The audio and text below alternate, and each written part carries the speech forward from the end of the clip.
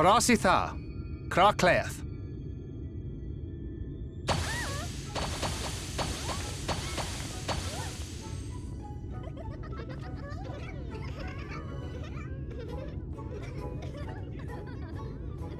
No! We are found! How did this mortal know our trick? Wait! I recognize their souls. These two have been here before. Look! Twins! How adorable! Oh! Play with us! We have neither the time nor inclination to play. We have come to see Urianger.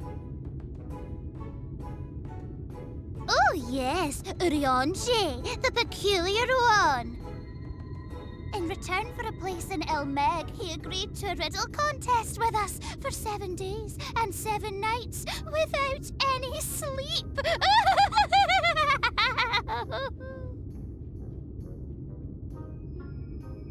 Oh, that was so much fun! We must do it again! I'm sure he'd be delighted. Now, if you'd be so kind as to lift your spell.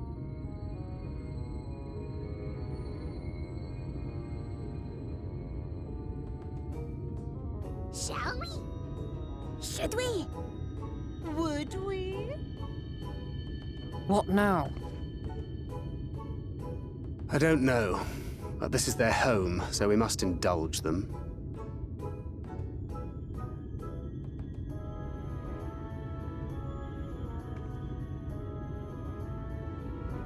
Right, we've made up our minds. We will lift our spell on one condition. That you first lend us a helping hand. Or 2. Or 3.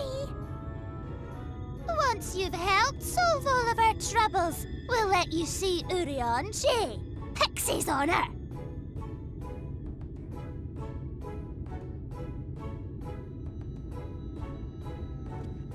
Well, there you have it. Pixie chores. I suggest we split up.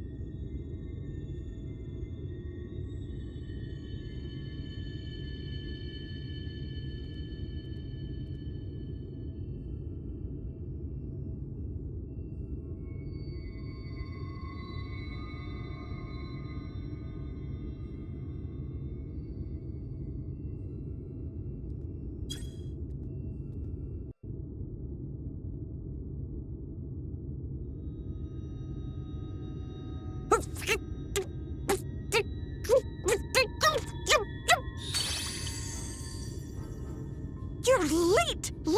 Late! I've been waiting for you to summon me ever since you came here. Waiting and waiting and waiting.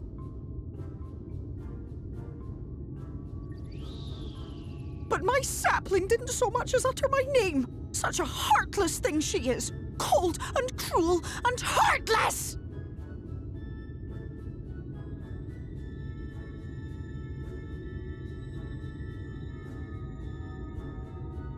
Another self-important little brat.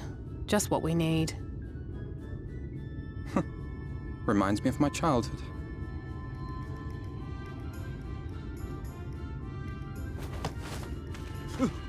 All right, I'm sorry. It was a joke. Honestly, just a joke. But just now you called for me so earnestly, so fervently. I couldn't possibly stay angry at you.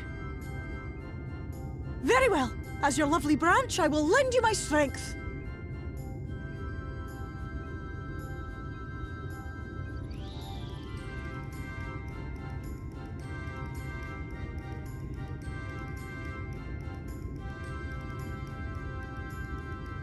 Well. If it isn't Theo, the mould feel. It's been too long. Not long enough for you to think of any new games, though, apparently. If I were you, I'd be bored of myself. Now let me make something clear. That mortal is mine. No matter what you do, she will never be yours. Never, never, ever! Oh, not even a bit. But what about the others? Surely we can keep them. No, you can't keep them either. They're for my amusement and mine alone. And if you lay so much as a finger on my sapling, I'll scatter the contents of her bag all over your precious village. There'll be cold, hard metal, furry, festering food, stinky, sweaty small clothes, and all manner of other terrible, unmentionable things. How would you like that,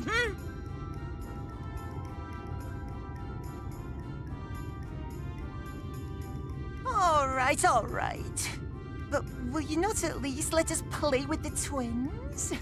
Just while the others go and see Urianger? Aye, that's all we ask. And we promise we'll play nicely. It seems we won't be joining you. Aye! We'll reveal the hidden Fernic to you at once.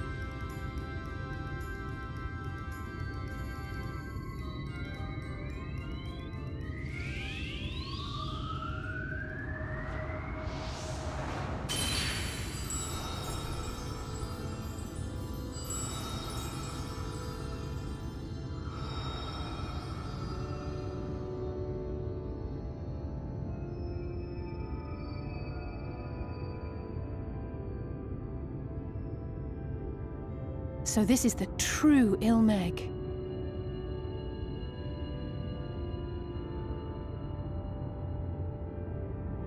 How are you feeling? Better. I think I remember the way now. Apologies for the delay. Shall we go and see Urianger?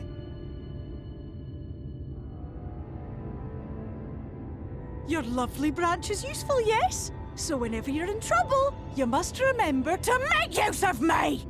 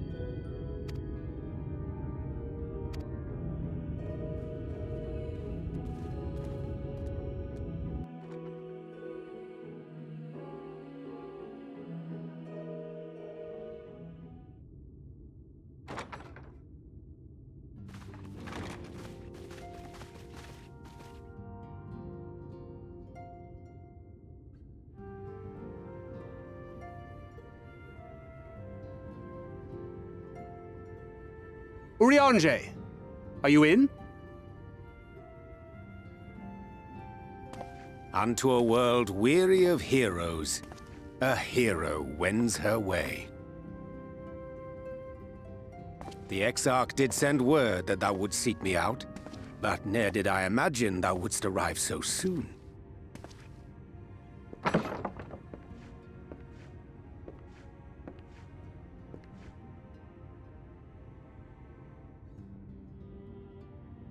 Full glad am I to see thee once more, my friend, and none the worse for thy travails.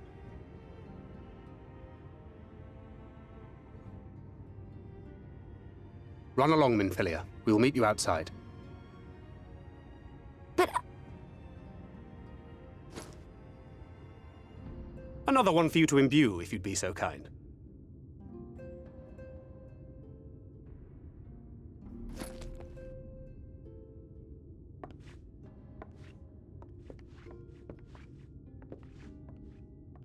I take it thou hast met with our other comrades already?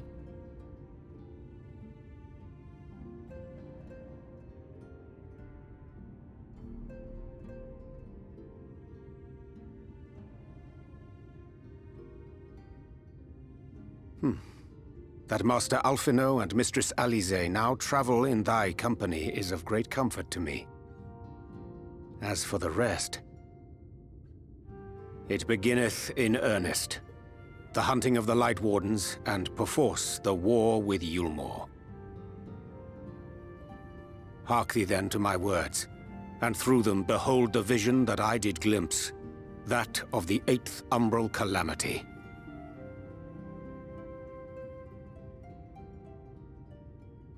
As I drifted hither to the first, traversing the boundary twixt reality and potentiality, I did bear witness to events yet to come.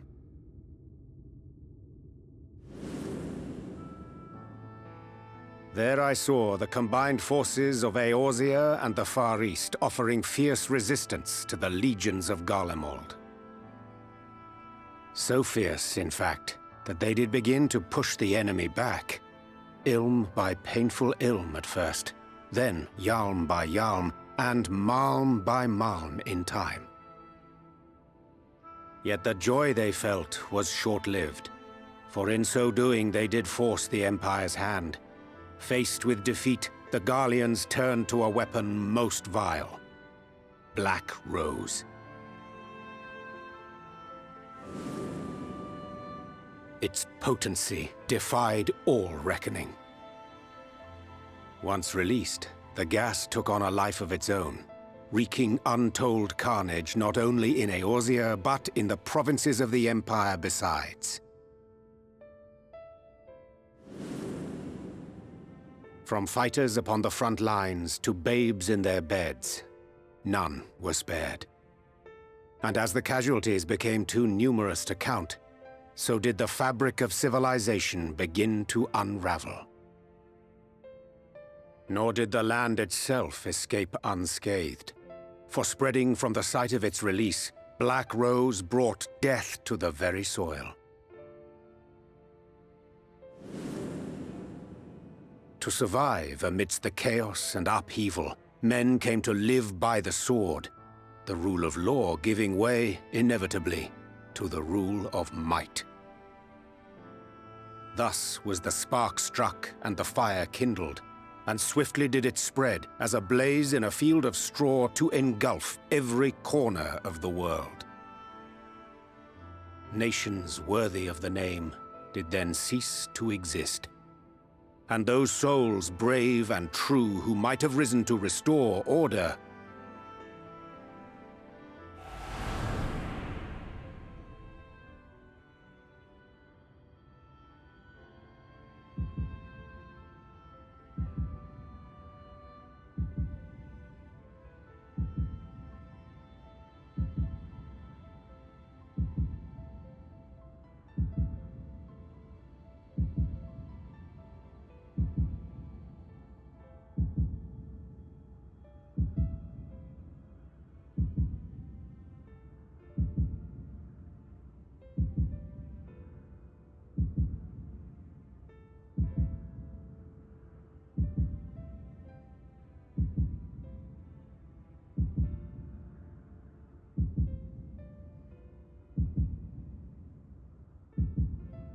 were no more. For the weapon spared not one, not even thee.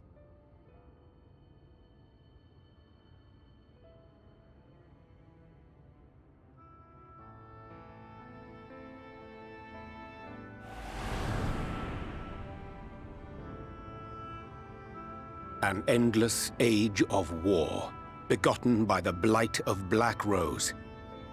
Such is the legacy of the 8th umbral calamity which I did behold.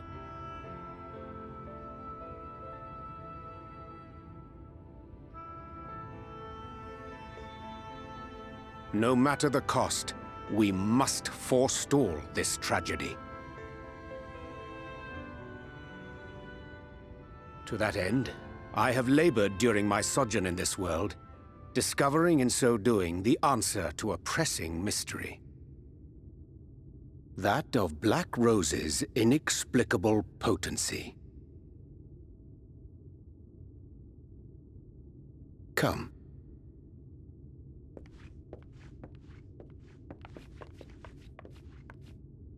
Dost thou recognize yonder chart?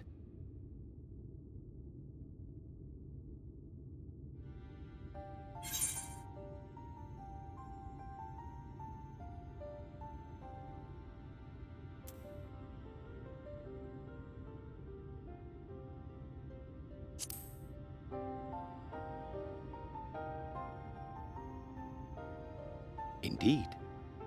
'Tis a rendering of the elemental wheel, such as one might find in classrooms across the source. As the chart maketh plain, our world is composed of 6 elements, in addition to which there exist 2 poles in fundamental opposition. Astral, the active; umbral, the passive. As a reflection of the source, the first naturally compriseth the selfsame forces. Yet, curiously, there is a notable divergence in their nomenclature. To be specific, the denizens of this world employ not the terms astral and umbral.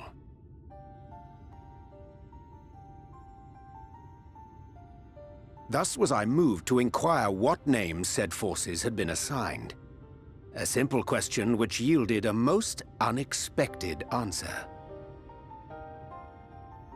Upon demanding the name of the pole aligned with activity and growth, I was told that as life's myriad colors combine to produce black, the people of the first had called it darkness. At this, did my mind begin to race.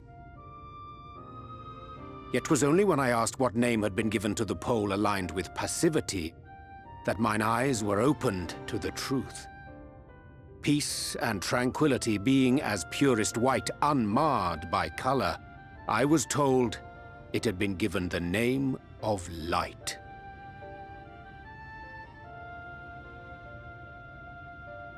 That's umbral light and astral darkness, yes?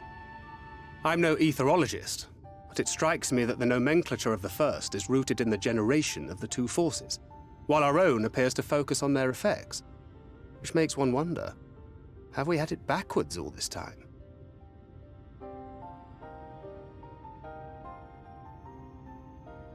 "'Tis indeed a compelling question, and one which beareth closer examination.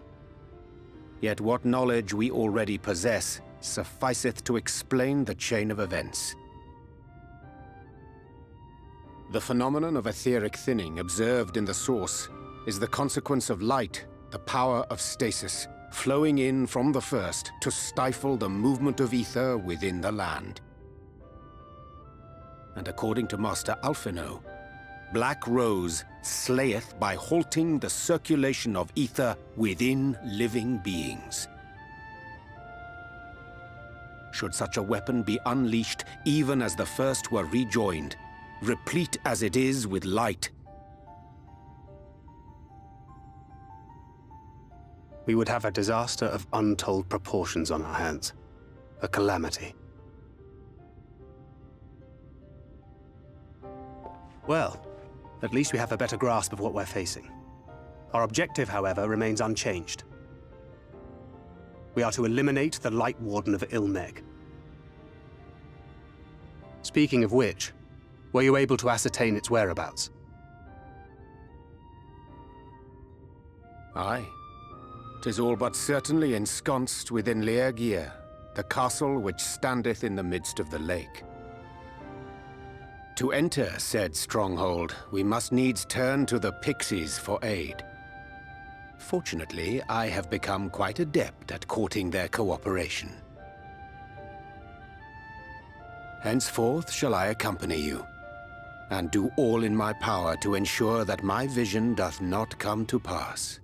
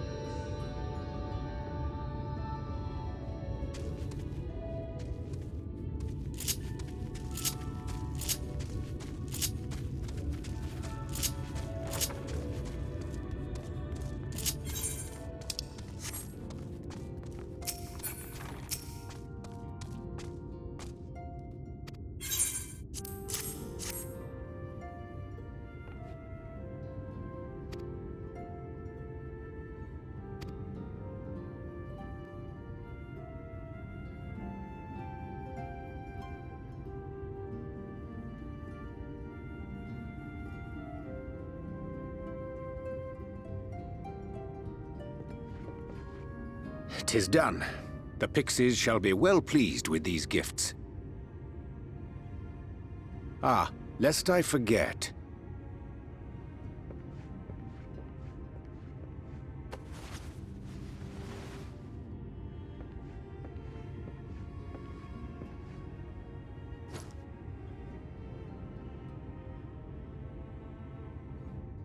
White auracite, newly forged for thy use. Our mission being to thwart a rejoining, we will most assuredly cross paths with those who crave the contrary, our eternal enemies. Thus did I choose to abide in this ether-rich land, the better to fashion a trap for the Ascian's essence.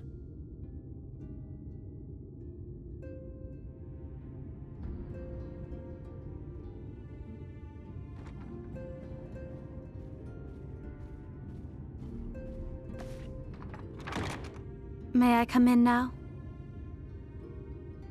You may indeed, assuming you've finished.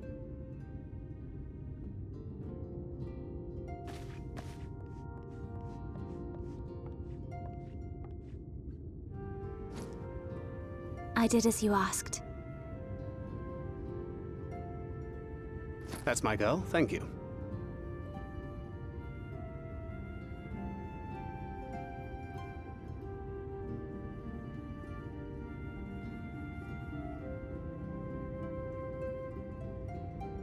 I should probably explain. Though my body remained behind in the source, its limitations saw fit to accompany me, which is to say, I cannot manipulate ether. I took up the gunblade for its defensive advantages, but on account of my little impairment, I cannot imbue the ammunition myself. Luckily for me, Minfilia has quite a talent for it. Minfilia, once we set forth, we are not like to return for some while. If thou wouldst choose tomes to take with thee, let it be now. Really? May I? Of course, my dear. Yet have care thou dost not add overmuch to thy burden, lest I incur Thancred's ire.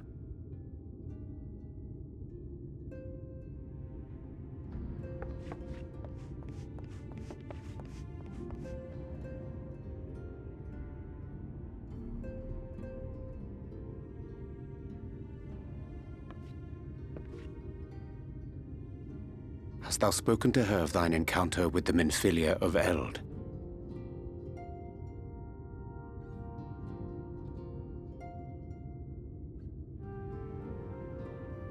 Well, I suppose now is as good a time as any. As you know, I freed young Minfilia from captivity in Yulmore some 3 years past. Not long after, the two of us journeyed to the south of Armareng, to the edge of the Empty, where the flood was halted. It was there that she awakened. The Minfilia of old. My Minfilia.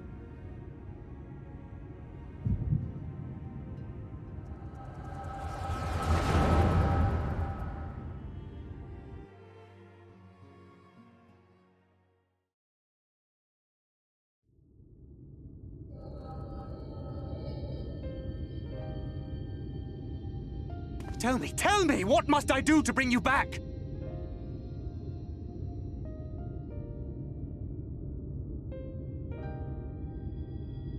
My dearest Thancred, as I am now, I am no different from an Ascian. This child is but a vessel. One of many I have used that I might spread word of her enduring blessing and preserve the flame of hope. In my name, each has died, never having lived her own life. I have taken enough from these children. I will take no more. But what of your suffering? Your sacrifice? This isn't fair! I will not stand for it. I cannot! There must be something we can do. Tell me!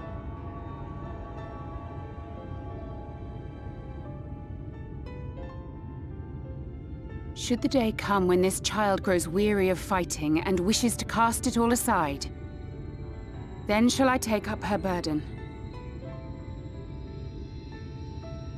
But should she wish instead to become the master of her own destiny,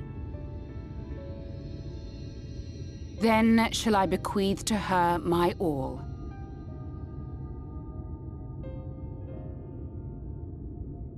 Imbued with the strength that I reserve for rebirth, she may come to wield my powers as her own. And what of my wishes?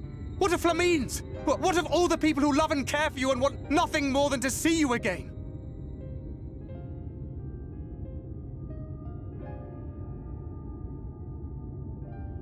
It is not their decision to make.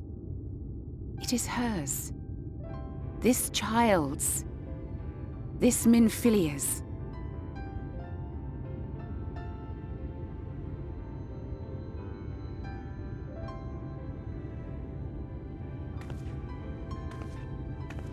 You have ever watched over me, Thancred.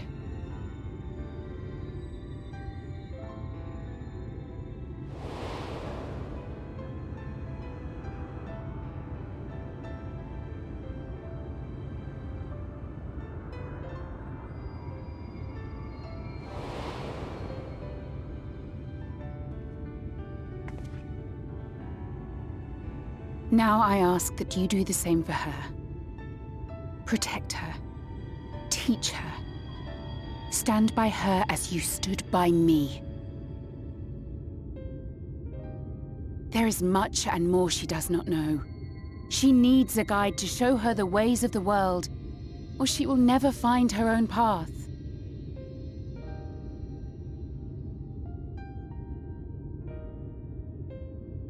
When the time comes, you will find me here. Until that day.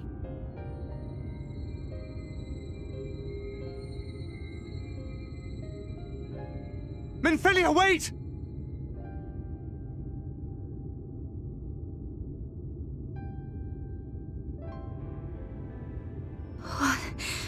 What happened?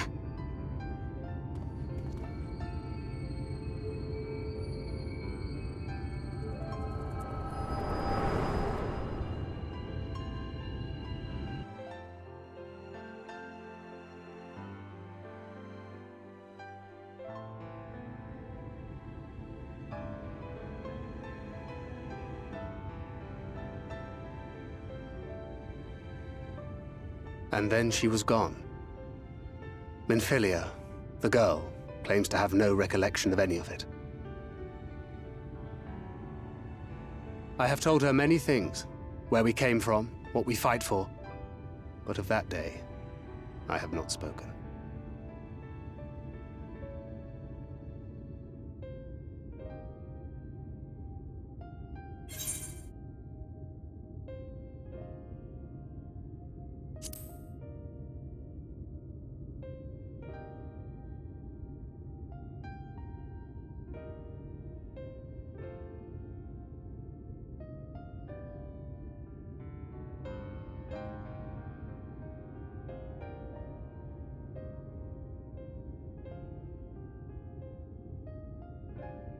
With the coming of another possessed of the blessing of light, the first hath begun to rise up in defiance of its fate. The question remaineth, however, who shall take up the flame of hope which Minfilia hath borne for so long? Whether we will it or no, the choice must soon be made.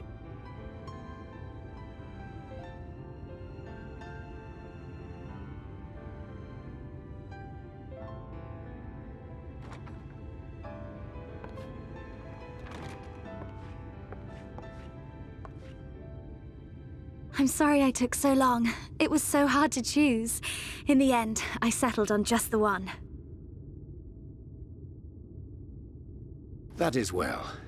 Now, if all is in order, let us set forth for Lida Loran.